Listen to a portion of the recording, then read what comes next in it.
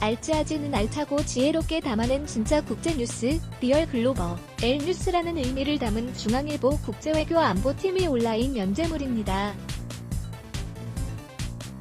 전 세계가 코로나19 사태로 몸살을 앓고 있는 가운데 중국의 사이버 정보 공작이 빈번해지고 있다는 지적이 나오고 있다. 로이터 연합뉴스, 중국 공산당은 러시아가 우크라이나령 크림반도를 병합할 당시 썼던 수법을 흉내내고 있다. RG아지, 대만 정보기관인 국가안전국이 지난해 발표한 보고서에는 이런 대목이 나옵니다. 6년 전 러시아가 크림반도를 손에 넣기 위해 무력 침공과 함께 대규모 사이버 여론전을 펼쳤던 것을 두고 한 말입니다. 비단 대만에 국한된 얘기가 아닙니다.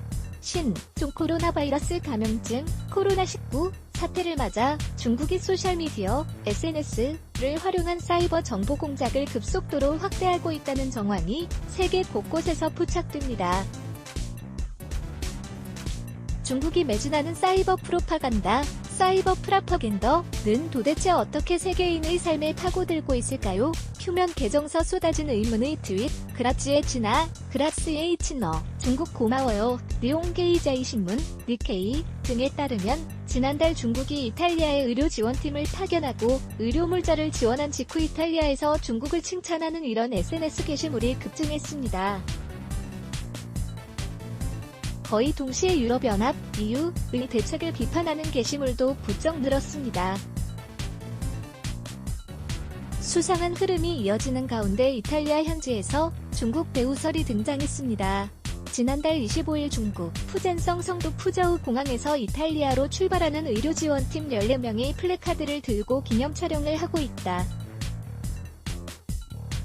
신화연합뉴스, 현지 언론, 포름이체과 마케팅 업체 알케미가 공동 조사한 결과 지난달 10일에서 23일 사이 트위터에서 이탈리아어로 된 친중국 해시태그가 달린 게시물이 약 48,000건에 달했습니다.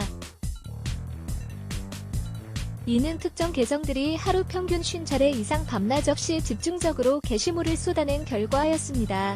그런데 어찌된 일인지 그중 상당수는 이번 사태 직전까진 장기간 잠자고 있던 휴면 계정이었던 것으로 드러났습니다. 이른바 봇,밭으로 불리는 프로그램이 기계적으로 만들어낸 허위 계정이었던 겁니다. 지난달 16일 이탈리아 주재 중국 대사관이 트위터 계정에 올린 게시물, 당신이 있더라도 우리는 항상 기억할 것이란 내용으로 양국 작가가 공동 제작한 일러스트를 함께 올렸다. 중국 이탈리아 함께 힘내자는 뜻의 해시태그 포저신이 이탈려 또 달렸다.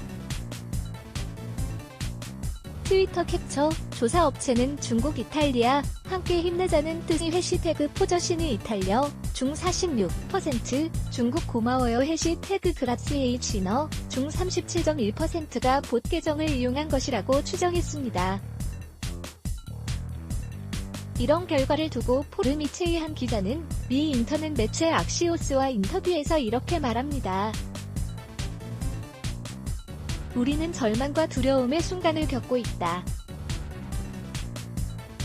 중국 외교당국이 이런 순간을 찾아낸 것은 결코 우연이 아니다. 공문서까지 날조해 대만 공격 대만은 늘 중국의 공격 대상 1호입니다. 대만을 노린 중국의 사이버 정보 공작은 점점 지능화되고 있습니다. 최근 대만 SNS를 뜨겁게 달군 가짜뉴스 사건이 있습니다. 병원에서 마스크를 무료로 나눠준다는 게시물을 본 대만 사람들이 병원으로 몰려들면서 큰 혼란이 발생한 겁니다. 지난 21일 대만 타이베이에서 마스크를 쓴 시민들이 시내버스에 타고 있다.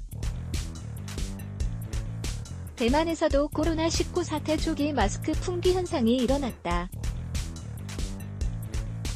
대만 정부가 사실상의 마스크 배급제에 나서면서 상황이 호전됐다. AP 연합뉴스, 사람들이 이런 가짜뉴스를 믿었던 데는 이유가 있었습니다. 해당 게시물들에 날조한 정부 공문서가 첨부돼 있었기 때문이죠.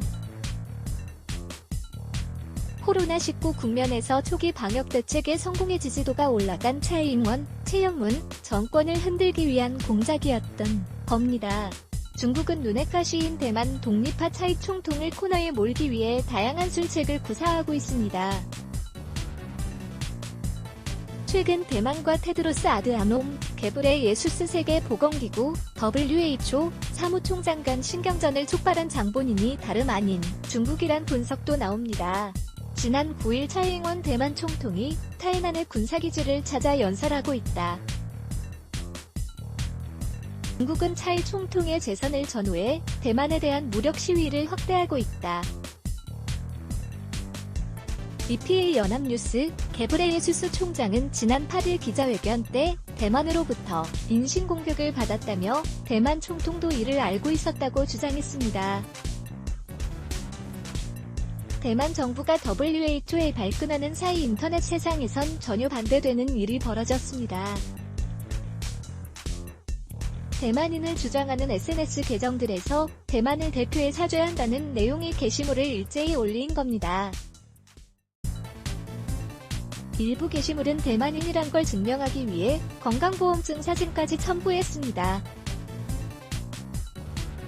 이 가짜뉴스 수법을 똑 닮았군요.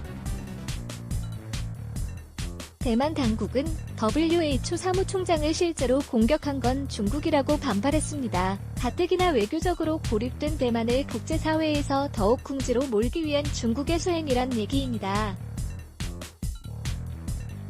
코로나19에 맞춘 초함전인가 중국은 이런 사이버 여론전을 통해 무엇을 얻고자 하는 걸까요?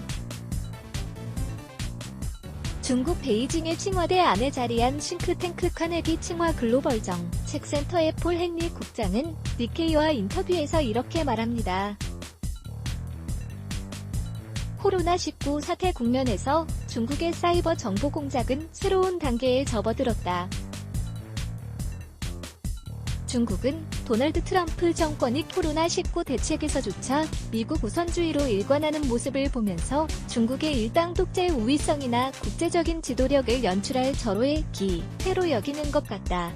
커트 캠벨 전 미 국무부 동아시아 태평양 담당 차관보는 지난 17일 현지 시간 포린 폴리시가 주최한 화상 컨퍼런스에서 이렇게 말합니다. 중국은 코로나19 사태 이후의 세계 질서를 둘러싼 장기전을 노리고 움직이고 있다. 특히 아시아의 불안정한 안보 정세를 볼 때 미중이 서로의 생각을 오판해 긴장을 고조시킬 리스크가 있다. 지난달 18일 러시아령 크림반도 세바스토폴 외곽의 가스포타산에서 러시아 병합 6주년 기념식이 열린 가운데 한 여성이 러시아 국기를 흔들고 있다. 러시아는 2014년 크림반도 침공 당시 특수부대와 민병대를 보내는 동시에 사이버 공격을 펼쳤다. 러시아는 프로파간다와 여론 조작을 통해 군사 침공 사실을 은폐하고 주민 투표를 통해 병합에 성공했다. 이런 러시아의 전술을 하이브리드 전이라고 부른다. AFP 연합뉴스 코로나19 국면에서 사이버 공작의 대부격인 러시아가 중국을 측면 지원하는 것도 미국에 대항한다는 공감대가 있기 때문입니다. 앞서 러시아 관영 매체들은 나토 북대서양 조약기구의 생물연구소에서 코로나19 바이러스를 개발했다는 가짜뉴스를 퍼뜨려 미국의 분노를 샀습니다. 중국 인민해방군은 1990년대 후반 초함전 전략 개념을 내놓았습니다.